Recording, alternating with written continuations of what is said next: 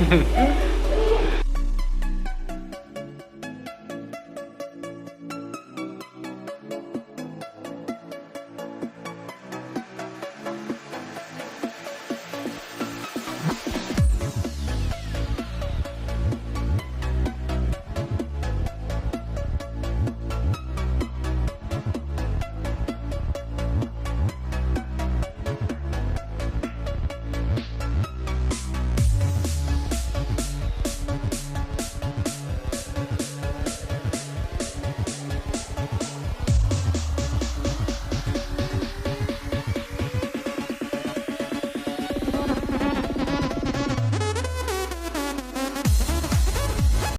Friends, welcome to my channel.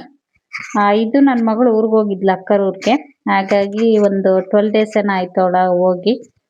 First time ನಮ್ಮನ್ನ ಬಿಟ್ಟು ಇಷ್ಟು ದಿನ ಇರುವಂಥದ್ದವಳು. ಅಂದರೆ ಇದ್ಲು ಅಮ್ಮನ ಮನೇಲಿ ಇರ್ತಾ ಇದ್ಲಲ್ವಾ, ವಿಡಿಯೋ ಕಾಲ್ ಎಲ್ಲ ಡೈಲಿ ಮಾಡ್ತಾ ಇದ್ವಿ. ಅಮ್ಮನ ಊರಲ್ಲೂ ಒಂದು 15 ಡೇಸ್ ಇದ್ಲು. ಅದಾದ್ಮೇಲೆ ಮತ್ತೆ ಬಂದು ಈಗ ಅಕ್ಕರ ಊರಿಗೆ ಹೋಗಿದ್ಲು. ಅಂದರೆ ತುಂಬ ದಿನ ಆಯ್ತಲ್ವಾ, ಕಳ್ಸು ಅಂತ ಫೋರ್ಸ್ ಮಾಡಿ ಸ್ಕೂಲ್ ಸ್ಟಾರ್ಟ್ ಆಗೋ ಟೈಮಲ್ಲಿ ಇನ್ನೊಂದು ವೀಕ್ ಇದೆ ಅನ್ಬೇಕಾದ್ರೆ ಕರ್ಕೊಂಡು ಹೋಗಿದ್ಲು. ಹಾಗಾಗಿ ಸ್ವಲ್ಪ ಲೇಟಾಗಿ, ಈಗ ಆಲ್ರೆಡಿ ಸ್ಕೂಲ್ ಸ್ಟಾರ್ಟ್ ಆಗಿದೆ, ಅವಳು ಒಂದೆರಡು ದಿನ ಲೇಟಾಗಿನೇ ಕಳಿಸ್ಕೊಟ್ಲು. ಇನ್ನು ಫಸ್ಟ್ ಸ್ಟ್ಯಾಂಡರ್ಡ್ ಅಲ್ವಾ, UKG ಮುಗಿಸಿದ್ದಾಳೆ, ಫಸ್ಟ್ ಟೈಮ್ ಹೋಗ್ತಾ ಇದ್ದಾಳೆ. ಒಂದೆರಡು ದಿನ ಲೇಟಾಗೆ ಹೋಗ್ಲಿ, ಅಂದರೆ ಕರ್ಕೊಬಂದಿದ್ದೆ ಲೇಟ್ ಅಲ್ವಾ, ಒಂದೆರಡು ದಿನ ಇರ್ತಾಳೆ ಅಂತೇಳಿ ಲೇಟಾಗಿ ಕಳಿಸ್ಕೊಟ್ಲು. ಹಾಗಾಗಿ ಬಂದ ತಕ್ಷಣ ನಮಗೆ ಅವಳು ಹೇಗೋ ಅಲ್ಲಿ ಹಳ್ಳಿ ವಾತಾವರಣಕ್ಕೆ ತುಂಬ ಇಷ್ಟಪಟ್ಟು ಮಣ್ಣಲ್ಲೆಲ್ಲ ಆಡ್ಬೋದು, ಹೊಲ, ಕುರಿ, ಮೇಕೆ ಎಲ್ಲ ಇತ್ತಲ್ವಾ. ಹಾಗಾಗಿ ಅವಳು ತುಂಬ ಖುಷಿಯಾಗಿದ್ಲು ಅಲ್ಲಿ. ನಾವು ತುಂಬಾನೇ ಮಿಸ್ ಮಾಡ್ಕೊಂಡ್ವಿ ಅಂತಾನೆ ಹೇಳ್ಬೋದು ಅವಳನ್ನ. ಇನ್ನು ಬಂದ ತಕ್ಷಣ ನಾನು ನನ್ನ ಮಗ ಬಚ್ಚಿಕೊಂಡಿದ್ವಿ. ಹಾಗಾಗಿ ಹುಡುಕ್ತಾ ಇದ್ದಾಳೆ. ನಮ್ಮಷ್ಟೇ ಕ್ಯೂರಿಯಾಸಿಟಿ ಅವಳಿಗೆ, ಎಷ್ಟು ಬೇಗ ನೋಡ್ತೀನಿ ಅಂತ.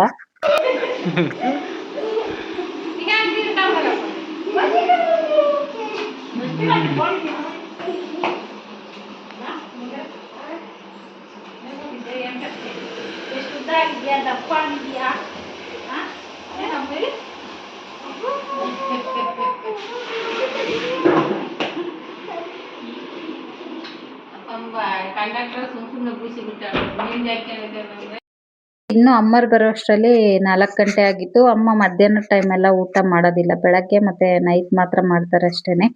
ಮಧ್ಯಾಹ್ನ ಊಟ ಮಾಡಲ್ಲ. ಇನ್ನೇನು ಟೀ ಬೇಡ ಅಂತ ಹೇಳ್ಬಿಟ್ಟು, ಸ್ವಲ್ಪ ಜರ್ನಿ ಮಾಡ್ಕೊಂಡ್ ಬಂದಿರ್ತಾರಲ್ವಾ, ಸುಸ್ತು ಅನ್ಸುತ್ತೆ, ಲಾಂಗ್ ಜರ್ನಿ ಬೇರೆ. ಅಂದ್ರೆ ಒಂದು 3.5 hours ಆಗುತ್ತೆ ನಮ್ಮೂರಿಂದ ಇಲ್ಲಿಗೆ. ಹಾಗಾಗಿ ಒಂದು ಗ್ಲಾಸ್ ಜ್ಯೂಸ್ ಮಾಡ್ಕೊಡೋಣ ಅಂತೇಳಿ ಫ್ರೂಟ್ ಜ್ಯೂಸ್ ಮಾಡೋಣ ಅನ್ಕೊಂಡೆ. ಬಟ್ ಫ್ರೂಟ್ಸ್ ಎಲ್ಲ ಖಾಲಿ ಆಗ್ಬಿಟ್ಟಿತ್ತು. ಹಾಗಾಗಿ ಶರ್ಬತ್ತೆ ಮಾಡೋಣ ಅಂತೇಳಿ ನಿಂಬೆಹಣ್ಣಿನ ಶರ್ಬತ್ ಮಾಡ್ತಾ ಇದ್ದೀನಿ. ಇದಕ್ಕೆ ಏನಿಲ್ಲ, ನೀವು ಆಲ್ಮೋಸ್ಟ್ ಎಲ್ರಿಗೂ ಗೊತ್ತು ಶರ್ಬತ್ತು, ಆದರೆ ಇದಕ್ಕೆ ಸಬ್ಜಾ ಸೀಡ್ಸ್ನ ಸೇರಿಸಿ ಮಾಡ್ತಾ ಇರೋಂಥದ್ದು.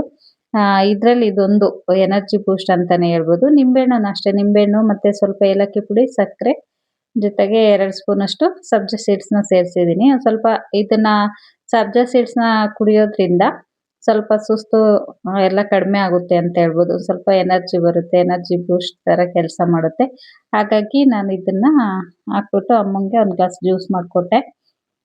ಇನ್ನು ನನ್ನ ಮಗಳು ಊಟ ಬೇಡ ಅಂದ್ಲು. ಬಸ್ಸಲ್ಲಿ ಅದು ಇದು ಕೊಡಿಸ್ಕೊ ಬಂದಿರ್ತಾರಲ್ಲ ಅಮ್ಮ, ತಿಂತಾ ಇರ್ತಾಳೆ ಅವಳು. ಹಾಗಾಗಿ ಅಶ್ವಿಲ್ಲ ಅಂದ್ಲು, ಅವಳಿಗೇನು ಊಟ ಕೊಡೋದಕ್ಕೆ ಹೋಗ್ಲಿಲ್ಲ. ಈಗ ಅಮ್ಮ ಊರಿಂದ ಸೊಪ್ಪು ಸ್ವಲ್ಪ ಎಲ್ಲ ತಗೊಬಂದಿದ್ರು. ಹಾಗಾಗಿ ಏನೇನು ತಂದಿದ್ದಾರೆ ಅಂತೇಳಿ ನೋಡ್ಕೊಳ್ತಾ ಇದ್ದೀನಿ.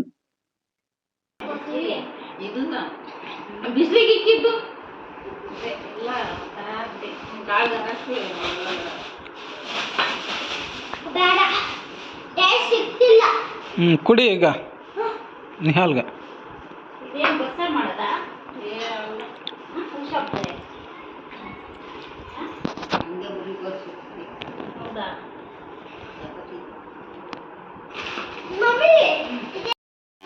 ಗೋವಿಂದ ಫ್ರೆಶ್ ಗೋ.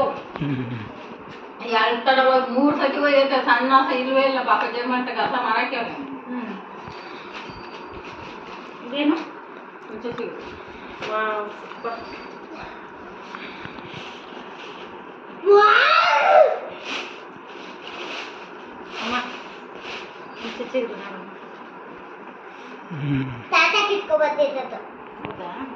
ಎಲ್ಲ ಮೊಗ್ಗಾಕ್ಬಿಟ್ಟೈತಲ್ಲ. ಮೊಗ್ಗು ಕಾಯಿ ತರದೇ ಇಲ್ಲ ಅಂತಿತ್ತು.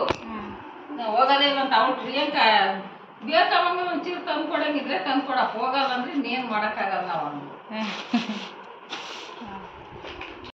ಇನ್ನು ಅಮ್ಮ ಯಾವತ್ತೂ ಬರೀ ಕೈಯಲ್ಲಿ ಬಂದಿದ್ದೇ ನೋಡಿಲ್ಲ. ಮದ್ವೆ ಆಗಿ ಇಷ್ಟು ವರ್ಷ ಆಗಿದೆ, ಯಾವತ್ತೂ ಹಾಗೆ ಬರಲ್ಲ ಫ್ರೆಂಡ್ಸ್. ಈ ರೀತಿಯಾಗಿ ಏನಾದ್ರೂ ಅವ್ರ ಕೈಲಿ ಏನಾಗುತ್ತೋ ಅದನ್ನಂತೂ ತಗೊಂಡ್ ಬಂದೇ ಬರ್ತಾರೆ.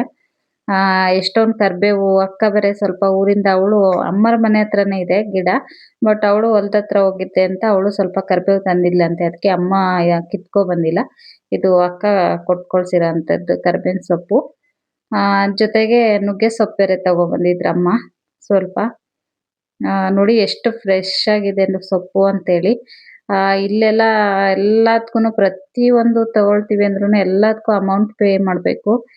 ಎಷ್ಟು ಥರದ ಸೊಪ್ಪುಗಳೆಲ್ಲ ಎಷ್ಟು ಫ್ರೀಯಾಗಿ ಸಿಗುತ್ತೆ ಹಳ್ಳಿ ಸೈಡು ಅಂತ. ಮನೆ ಹತ್ರನೇ ಹಾಕ್ಕೊಂಡಿರ್ತಾರೆ.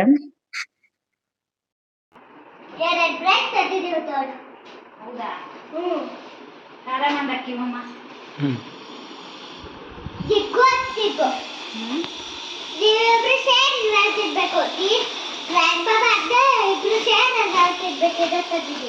ಖಾರ ಮಂಡಕ್ಕಿ ಬೋಂಡನು ಮಾಡಿದ್ದ ಬೆಳಿಗ್ಗೆ.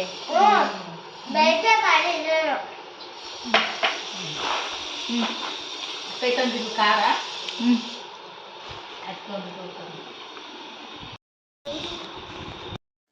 ಇದರಲ್ಲಿ ನನಗೆ ತುಂಬ ಖಾರ ಮಂಡಕ್ಕಿ ಅಂದರೆ ತುಂಬಾ ಇಷ್ಟ.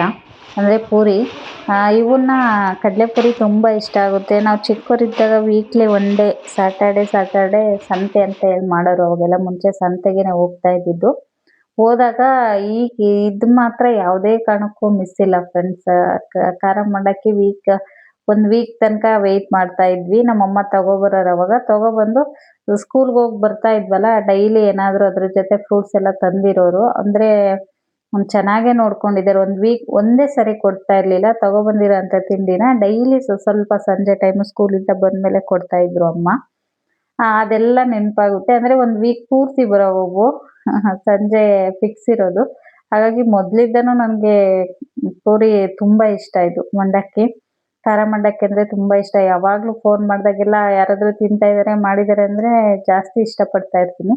ಮನೇಲಿ ನಮ್ಮ ಮನೆಯವರು ಅಷ್ಟಾಗಿ ಇಷ್ಟಪಡಲ್ಲ ಗ್ಯಾಸ್ಟ್ರಿಕ್ ಅಂತ, ಹಾಗಾಗಿ ಜಾಸ್ತಿ ಮಾಡಲ್ಲ. ಮಾಡ್ತೀನಿ ತುಂಬ ಕಡಿಮೆ. ಈ ರೀತಿ ಅಮ್ಮರು ಯಾರಾದರೂ ಬಂದರೆ ಮಾತ್ರ ಮಾಡೋದು. ಹಾಗಾಗಿ ಅಮ್ಮ ಯಾವಾಗ ಬಂದ್ರೂ ಮಿಸ್ ಮಾಡಲ್ಲ, ತಗೊಬರ್ತಾ ಇರ್ತಾರೆ. ಇನ್ನು ಮೊಳಕೆ ಹುಳ್ಳಿಕಾಳು ಮತ್ತು ಮಾವಿನ ಹಣ್ಣು, ಮಕ್ಕಳಿಗೆ ಅಂಗಡೀಲಿ ಕುರ್ಕುರೆ, ಚಾಕ್ಲೇಟು ಈ ಥರದವೆಲ್ಲ ತಂದಿದ್ರು. ಮೊಳಕೆ ಕಾಳನ್ನು ಸ್ವಲ್ಪ ಕಟ್ಟಿದ್ರಂತೆ, ಹಾಗಾಗಿ ಮೊಳಕೆ ಕಾಳನ್ನು ತಗೊಬಂದಿದ್ರು. ಜೊತೆಗೆ ಸ್ವಲ್ಪ ಪಾಯಸ ಮಾಡ್ಕೊಬಂದಿದ್ದಾರೆ. ಮತ್ತು ಅಕ್ಕ ಸ್ವಲ್ಪ ಸಂಡಿಗೆ ಮಾಡಿ ರವೆ ಕೊಟ್ಟಿದ್ಲಂತೆ, ಅದು ಸ್ವಲ್ಪ ತಗೊಬಂದಿದ್ದಾರೆ. ಹಿಂಗೆ ಏನಾದರೂ ಅಮ್ಮ ಬರ್ತಾರೆ ಅಂತ ನಾವು ಮಾಡೋದಕ್ಕಿಂತ ಯಾವಾಗಲೂ ಅಮ್ಮನೇ ಜಾಸ್ತಿ ಮಾಡ್ಕೊಬರ್ತಿರ್ತಾರೆ. ಬಿರಿಯಾನಿ ಸಹ ಊರಿಂದ ನಾನ್ ವೆಜ್ ಎಲ್ಲ ತರಬಾರ್ದು, ಬಟ್ ನಾನ್ ವೆಜ್ಜನ್ನು ಸಹ ಅವ್ರು ಮಾಡಿಕೊಂಡು ತಗೊಬರ್ತಾ ಇರ್ತಾರೆ. ಇವತ್ತು ಪಾಯಸ ತಗೊಬಂದಿದ್ದಾರೆ, ಶಾವಿಗೆ ಪಾಯಸ ಮಾಡಿಕೊಂಡು. ಹಾಗೆ ಏನಾದರೂ ಒಂದು ಅಮ್ಮ ವೆರೈಟಿ ಇಲ್ದಲೇ ಬರಲ್ಲ ತಿನ್ನೋದಕ್ಕೆ. ಏನಾದರೂ ಇಲ್ಲಾಂದರೆ ಯಾರಿಗೆ ಏನೇನು ಇಷ್ಟ ಅಂತ ಎಲ್ಲ ಕೇಳಿಕೊಂಡು ಮಾಡಿಕೊಂಡು ಬರೋರು. ಅವಾಗೆಲ್ಲ ಇನ್ನೂ ಜಾಸ್ತಿನೇ ತರ್ತಾಯಿದ್ರು. ಈಗ ನಾವೇ ಬೈತಾ ಇರ್ತೀವಿ. ಅಲ್ಲಿಂದ ಅಂದರೆ ಜರ್ನಿ ಸ್ವಲ್ಪ ಲಾಂಗ್ ಇರೋದ್ರಿಂದ ಬರೋ ಅಷ್ಟರಲ್ಲೆಲ್ಲ ಸುಮ್ಮನೆ ಹಾಳಾಗ್ಬಿಡುತ್ತೆ, ಏನಕ್ಕೆ ತರ್ತೀಯ ಅಂತೇಳಿ. ಇನ್ನು ತಂದಿರೋ ಅಂಥವೆಲ್ಲ ಎತ್ತಿಟ್ಕೊಳ್ತಾ ಇದ್ದೀನಿ. ನೋಡಿ, ತೆಂಗಿನಕಾಯಿ ಸಹ ಒಡೆದಿರೋದು, ಅದನ್ನು ಸಹ ತಗೊಬಂದಿದ್ದಾರೆ ಊರಿಂದ. ಅಂದರೆ ಒಂದು ಟೈಮ್ ಮಾಡ್ಕೊಳ್ತಾರಲ್ವ ತಗೊಂಡೋದ್ರೆ, ಇನ್ನು ನಾನು ಬರೋಷ್ಟರಲ್ಲಿ ಸುಮ್ಮನೆ ಹಾಳಾಗುತ್ತೆ ಅಂತಮ್ಮ. ಇನ್ನು 3 ವೀಕ್ಲಿಗೆಲ್ಲ ಸಾಂಬಾರ್ದೇನು ಅಷ್ಟು ಇದಿರಲ್ಲ. ಸೊಪ್ಪು ಚೆನ್ನಾಗಿ ತಿನ್ಬೋದು ಸ್ವಲ್ಪ. ಅಂದರೆ ಹುಣಸೆ ಚಿಗುರು ಮತ್ತು ಇದು ನುಗ್ಗೆ ಸೊಪ್ಪು ಮತ್ತು ಮಾಮೂಲಿ ಸೊಪ್ಪು, ಅದು ಒಂದು ದಿನ ಬಸ್ಸಾರು ಮಾಡ್ಬೋದು. ಇನ್ನು ಸ್ವಲ್ಪ ಮಿಕ್ಕಿರೋವಂಥದ್ದು ಹುಣಸೆ ಚಿಗುರು ಇದೆಯಲ್ವ, ಅದ್ರ ಜೊತೆ ಹಾಕ್ಬಿಟ್ಟು ಸೊಪ್ಪನ್ನು ಮಾಡ್ಬೋದು. ಇನ್ನು ನುಗ್ಗೆಕಾಯಿ ಆ ಕಡೆ ಟೈಮ್ ಏನಾದರೂ ತರಕಾರಿ ಕಡಿಮೆ ಇದ್ದರೆ ಇನ್ನು ತರಕಾರಿ ಎಲ್ಲ ತಗೊಬರೋರು ಅವಾಗ ನಿಜವಾಗ್ಲೂ. ಅದಕ್ಕೆ ಹೇಳೋದು, ಅಮ್ಮನ ಪ್ರೀತಿಗೆ ಕೊನೆಯೇ ಇಲ್ಲ ಅಂತ. ನಾವು ಏನು ಮಾಡಿದ್ರು ಅಮ್ಮನ ಋಣ ತೀರ್ಸೋಕ್ಕಾಗಲ್ಲ ಅಂತ ಹೇಳ್ತಾರಲ್ವ, ಅದು ಎಷ್ಟು ಸತ್ಯ ಅಲ್ವಾ. ತುಂಬ ಸಲ ಅನಿಸುತ್ತೆ, ನಮ್ಮ ಅಮ್ಮಂಗೆ ಕಷ್ಟನೇ ಅನಿಸಲ್ಲ. ಅಲ್ಲಿಂದ ಲಗೇಜ್ ತರೋದು ಒಬ್ಬರೇ ಬರ್ತಾರೆ, ಆದರೂ ಅಷ್ಟೊಂದೆಲ್ಲ ತಗೊಬಂದಿರ್ತಾರೆ. ಇನ್ನು ನಮ್ಮ ಮನೆಯವ್ರಿಗೆ ಹಲಸಿನ ಹಣ್ಣು ಕೊಟ್ಟಿದ್ರಂತೆ, ಹಾಗಾಗಿ 2 ಕೊಟ್ಟಿದ್ರು. ಅದರಲ್ಲಿ ಸುಮಾರು ಒಂದು ಫುಲ್ಲು ಮೆತ್ತಗಾಗ್ಬಿಟ್ಟಿತ್ತು. ತುಂಬ ಅಂದರೆ ಫುಲ್ಲು ಹಾಳಾಗಿರಲಿಲ್ಲ, ಸ್ವಲ್ಪ ಜಾಸ್ತಿ ಹಣ್ಣಾಗ್ಬಿಟ್ಟಿತ್ತು. ಫುಲ್ಲು ನೋಡಿ ಈ ಥರ ಎಲ್ಲ ಒಂಥರ ಆಗ್ಬಿಟ್ಟಿತ್ತು ಫುಲ್ಲು. ಹಾಗಾಗಿ ಒಂದು ಸ್ವಲ್ಪ ಚೆನ್ನಾಗಿರೋ ಅಂಥದ್ದು ತೆಗೆದ್ಬಿಟ್ಟು ಈ ಥರ ಫುಲ್ ಮೆತ್ತಗಾಗಿರೋವಂಥದ್ದನ್ನ ಹಾಕ್ಬಿಟ್ಟು ಏನಾದರೂ ಮಾಡೋಣ ಅಂತೇಳಿ ಮಾಡಿದೆ. ಆವಾಗ ಪಟ್ಟನ ಹಂಗೆ ಜಾಮ್ ಮಾಡ್ಕೊಳ್ಳೋಣ ಮಕ್ಕಳಿಗೆ, ಚಪಾತಿ ಬ್ರೆಡ್ಗೆ ಎಲ್ಲ ಹಾಕ್ಕೊಡೋದಕ್ಕೆ ಚೆನ್ನಾಗಿರುತ್ತೆ ಅಂತ ಹೇಳ್ಬಿಟ್ಟು ಇದಿಟ್ಟರೆ ಫ್ರಿಜ್ಜಲ್ಲಿಟ್ಟರೆ ಟೇಸ್ಟ್ ಹೋಗುತ್ತೆ, ಕಡೆಯಲ್ಲಿಟ್ಟರೆ ಎಲ್ಲ ಬೆಳಗ್ಗೆಗೆಲ್ಲ ಹಾಳಾಗ್ಬಿಡುತ್ತೆ ಅಂತೇಳಿ ಅವತ್ತು ನೈಟು ಕಟ್ ಮಾಡಿ ಚೆನ್ನಾಗಿರುವಂಥದ್ದು ಎತ್ತಿಟ್ಕೊಂಡು ಈಗ ಸ್ವಲ್ಪ ಎಲ್ಲ ಈಗ ಈ ರೀತಿ ಆಗಿದೆಯಲ್ವಾ ಅದನ್ನೆಲ್ಲ ತೆಗೆದ್ಬಿಟ್ಟು ಸ್ವಲ್ಪ ಜಾಮ್ ಮಾಡೋಣ ಅಂತೇಳಿ ಜಾಮ್ ಮಾಡ್ಕೊಳ್ಳೋದಕ್ಕೆ ಒಳಗಡೆ ಬೀಜ ಮತ್ತು ಸಿಪ್ಪೆ ಎಲ್ಲ ತೆಗೆದ್ಬಿಟ್ಟು ಈ ರೀತಿಯಾಗಿ ನೀಟಾಗಿ ರೆಡಿ ಮಾಡಿ ಇಟ್ಕೊಳ್ತಾ ಇದ್ದೀನಿ. ಫುಲ್ಲು ಸಾಫ್ಟ್ ಆಗಿರೋದ್ರಿಂದ ಚಾಕು ಅವಶ್ಯಕತೆನೇ ಇಲ್ಲ, ಈ ರೀತಿ ಕೈಯಲ್ಲೇ ಕ್ಲೀನ್ ಮಾಡ್ಕೋಬೋದು. ಅದರೊಳಗಿರೋಂಥ ಬೀಜನೆಲ್ಲ ತೆಗೆದು ಸಪ್ರೇಟ್ ಮಾಡ್ಕೊಳ್ತಾ ಇದ್ದೀನಿ. ತುಂಬ ಚೆನ್ನಾಗಿರುತ್ತೆ. ನಾನು ಫಸ್ಟ್ ಟೈಮ್ ಮಾಡಿದ್ದು, ಹೇಗೆ ಬರುತ್ತೋ ಏನೋ, ಹಾಳಾಗುತ್ತೋ, ಟೇಸ್ಟ್ ಹೆಂಗೆ ಬರುತ್ತೋ ಅಂತೇಳಿ. ಬಟ್ ಚೆನ್ನಾಗಿ ಬಂತು, ತುಂಬಾ ಚೆನ್ನಾಗಾಗುತ್ತೆ. ಒಂದೇ ನೋಡಿ ಇದು ಹಣ್ಣಾದರೆ ಬೆಳಗ್ಗೆಗೆಲ್ಲ ಹಾಳಾಗ್ಬಿಡುತ್ತೆ. ಬಟ್ ಈ ರೀತಿ ಜಾಮ್ ಮಾಡಿಟ್ಕೊಂಡು ತುಂಬ ದಿನ ಇಟ್ಕೊಂಡು ಮಕ್ಕಳಿಗೆ ಕೊಡ್ಬೋದು. ಮಕ್ಳಿಗೆ ತುಂಬಾ ಇಷ್ಟ ಆಗುತ್ತೆ ಸ್ವೀಟ್ ಅಂತಲೇ ಹೇಳ್ಬೋದು. ಅದಕ್ಕೆ ನಾನು ಹಲಸಿನನ್ನ ಈ ರೀತಿಯಾಗಿ ಎಲ್ಲ ಸಿಪ್ಪೆ ಎಲ್ಲ ತೆಗೆದ್ಬಿಟ್ಟು, ಒಳಗಡೆ ಬೀಜ ಮತ್ತು ಸಿಪ್ಪೆ ಇರುತ್ತಲ್ವ ಮೇಲ್ಗಡೆದು, ಅದೆಲ್ಲ ತೆಗೆದು ನಿಮ್ಗೆ ಎಷ್ಟು ಬೇಕೋ ಅಷ್ಟು ಹಲಸಿನ ಹಣ್ಣನ್ನ ಹಾಕ್ಕೊಂಡು ರುಬ್ಕೊಳ್ಳೋ ಅಂಥದ್ದು. ಇದಕ್ಕೆ ನೀರು ಒಂದು ಹನಿನೂ ಮಿಕ್ಸ್ ಮಾಡಬಾರ್ದು. ಹಾಗೆಯೇ ತುಂಬ ನುಣ್ಣಗೆ ಸಾಫ್ಟಾಗಿ ಇದನ್ನು ನೀವು ಗ್ರೈಂಡ್ ಮಾಡ್ಕೋಬೇಕಾಗುತ್ತೆ. ನೋಡಿ ಈ ರೀತಿಯಾಗಿ ತುಂಬ ನುಣ್ಣಗೆ ಸಾಫ್ಟಾಗಿ ಈ ರೀತಿ ನುಣ್ಣಗೆ ಮಾಡ್ಕೋಬೇಕು, ಇಲ್ಲಾಂದರೆ ಚೆನ್ನಾಗಿ ಬರಲ್ಲ ಜಾಮು. ತರಿಯಾಗಿದ್ದರೆ ಇದು ಆದಷ್ಟು ನುಣ್ಣಗೆ ಈ ರೀತಿಯಾಗಿ ಪೇಸ್ಟ್ ಮಾಡ್ಕೋಬೇಕಾಗುತ್ತೆ.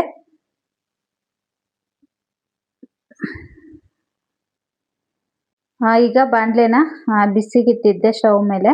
ಈಗ ಅದಕ್ಕೆ ಒಂದು 2 ಸ್ಪೂನಷ್ಟು ತುಪ್ಪನ ಹಾಕ್ಕೊಂಡಿದ್ದೀನಿ. ಸ್ವಲ್ಪ ಜಾಸ್ತಿ ಬೇಕಿದ್ರೂ ಹಾಕ್ಕೋಬೋದು. ನನಗೆ 2 ಸ್ಪೂನ್ ಆದರೆ ಸಾಕಾಗುತ್ತೆ, ಇದು ಏನು ತುಪ್ಪ ಜಾಸ್ತಿ ಬೇಕಾಗೋದಿಲ್ಲ.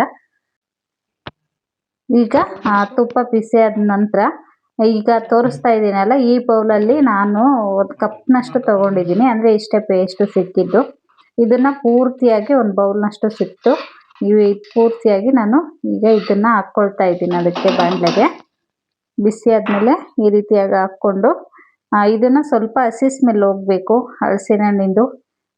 ಚೆನ್ನಾಗಿ ಸ್ವಲ್ಪ ಹಿಂಗೆ ಫ್ರೈ ಮಾಡ್ಕೊಳ್ಳೋಣ, ತುಂಬ ಬೇಡ. ಒಂದು 4 ಅಥವಾ 5 ಮಿನಿಟ್ಸು ಫ್ರೈ ಮಾಡಿಕೊಂಡ್ರೆ ಆಯಿತು. ಅಂದರೆ ತುಪ್ಪ ಅದ್ರ ಜೊತೆ ಎಲ್ಲ ಚೆನ್ನಾಗಿ ಮಿಕ್ಸ್ ಆಗಬೇಕು. ಅದಾದ ನಂತರ ಈಗ 1 ಕಪ್ನಷ್ಟು ಸಕ್ಕರೆನ ತೊಗೊಂಡಿದ್ದೀನಿ. ತುಂಬ ಅಂದರೆ ತುಂಬಾ ಸ್ವೀಟ್ ಇತ್ತು ಹಲಸಿನ ಹಣ್ಣು. ಹಾಗಾಗಿ ಸ್ವೀಟ್ ಏನು ಜಾಸ್ತಿ ಬೇಡ ಅಂತೇಳಿ 1 ಕಪ್ ತೊಗೊಂಡಿದ್ದೆ ಅಲ್ವಾ, ಆಮೇಲೆ ನೆನಪಾಯಿತು ಹಣ್ಣು ತುಂಬ ಸ್ವೀಟ್ ಇದೆಯಲ್ವಾ ಅಂತೇಳಿ. ಹಾಗಾಗಿ 1 ಮುಕ್ಕಾಲು ಕಪ್ನಷ್ಟು ಮಾತ್ರ ಹಾಕ್ದೆ. ಅಂದರೆ ದೊಡ್ಡ ಕಪ್ಪಲ್ಲಿ ತೊಗೊಂಡಿದ್ದೆ ಅದು ಹಲಸಿನ ಹಣ್ಣು. ಇದು ಚಿಕ್ಕ ಕಪ್ಪಲ್ಲಿ 1 ಮುಕ್ಕಾಲು ಕಪ್ನಷ್ಟು ಹಾಕಿದ್ದೀನಿ. ಅಂದರೆ ಸ್ವೀಟು ಹೆಚ್ಚು ಕಮ್ಮಿ ಮಾಡ್ಬೋದು, ಇಷ್ಟೇ ಹಾಕಬೇಕು ಅಂತೇನಿಲ್ಲ. ಸ್ವೀಟ್ ಜಾಸ್ತಿ ಇಷ್ಟಪಡ್ತೀರಾ ಅಂದರೆ ಸ್ವಲ್ಪ ಜಾಸ್ತಿ ಹಾಕ್ಕೊಳ್ಳಿ, ಬೇಡ ಲೈಟಾಗಿರಲಿ ಅಂದರೆ ಸ್ವಲ್ಪ ಕಡಿಮೆನೂ ಹಾಕ್ಕೋಬೋದು. ಯಾಕಂದರೆ ಅದು ಸ್ವೀಟ್ ಇರೋದ್ರಿಂದ. ಮತ್ತು ಸಕ್ಕರೆ ಜಾಸ್ತಿ ಹಾಕಿದ್ರೆ ತುಂಬ ಸ್ವೀಟ್ ಆಗಿಬಿಡುತ್ತೆ. ಹಾಗಾಗಿ ಸಕ್ಕರೆ ಹಾಕಿ ಅದು ಸಕ್ಕರೆ ಚೆನ್ನಾಗಿ ಪೂರ್ತಿಯಾಗಿ ಕರಗಬೇಕು. ಅಂದರೆ ಅದು ಸಕ್ಕರೆ ಹಾಕಿದ್ಮೇಲೆ ಸ್ವಲ್ಪ ನೀರಾಗುತ್ತೆ. ಇಲ್ಲೂ ಅಷ್ಟೇ, ಪೂರ್ತಿಯಾಗಿ ಕಂಪ್ಲೀಟ್ ಆಗೋ ತನಕನೂ ಇಲ್ಲೂ ಒಂದು ಹನಿ ಸಹ ನೀರು ಮಿಕ್ಸ್ ಮಾಡೋಂಗಿಲ್ಲ. ಅಂದರೆ ತುಂಬ ದಿನ ಇಟ್ಕೊಳ್ತೀರಾ ಅಂತ ಅನ್ನೋದಾದರೆ ನೀರನ್ನ ಯಾವುದೇ ಕಾರಣಕ್ಕೂ ಮಿಕ್ಸ್ ಮಾಡ್ಕೊಳ್ಳೋಕೆ ಹೋಗಬೇಡಿ. ನೋಡಿ ನಾನು ಇಲ್ಲಿ ಯಾವುದನ್ನು 1 ಸ್ಪೂನಷ್ಟು ಸಹ ನೀರನ್ನ ನಾನಿಲ್ಲಿ ಮಿಕ್ಸ್ ಮಾಡಿಲ್ಲ. ಅದು ಸಕ್ಕರೆ ಹಾಕಿದ್ಮೇಲೆ ಸ್ವಲ್ಪ ನೀರಾಗುತ್ತೆ. ಮತ್ತು ಇನ್ನು ಮಾಡ್ತಾ ಮಾಡ್ತಾ ಕಲರ್ ಚೇಂಜ್ ಸಹ ಆಗುತ್ತೆ ಜಾಮ್ದು. ಈಗ ನೋಡಿ ಸಕ್ಕರೆ ಎಲ್ಲ ಪೂರ್ತಿಯಾಗಿ ಕರಗಿದೆ. ಈ ಟೈಮಲ್ಲಿ ಒಂದು 1/4 ಟೀ ಸ್ಪೂನಷ್ಟು ನಾನು ನಿಂಬೆ ರಸನ ಹಾಕ್ಕೊಳ್ತಾ ಇದ್ದೀನಿ. ನಿಂಬೆ ರಸನೂ ಹಾಕಿ ಚೆನ್ನಾಗಿ ಒಂದು 5 ಮಿನಿಟ್ಸು ಫ್ರೈ ಮಾಡ್ಕೋಬೇಕು. ಅದು ಬಾಣಲೆ ಬಿಡುತ್ತೆ, ಅಲ್ಲಿ ತನಕ ನೀವು ಇದನ್ನ ಫ್ರೈ ಮಾಡ್ಕೋಬೇಕಾಗುತ್ತೆ. ತುಂಬ ಬೇಡ, ನಾನು ತೋರಿಸ್ತೀನಿ ಎಷ್ಟಾದರೆ ಸಾಕು ಅಂತ. ಇವಾಗ ನೋಡಿ ಇದನ್ನು ಸ್ವಲ್ಪ ಫ್ರೈ ಮಾಡ್ಕೊಂಡಾದ್ಮೇಲೆ ಸ್ವಲ್ಪ ಏಲಕ್ಕಿ ಪುಡಿನ ನಾನು ಇದಕ್ಕೆ ಸೇರಿಸ್ತೀನಿ ಫ್ಲೇವರ್ಗೋಸ್ಕರ.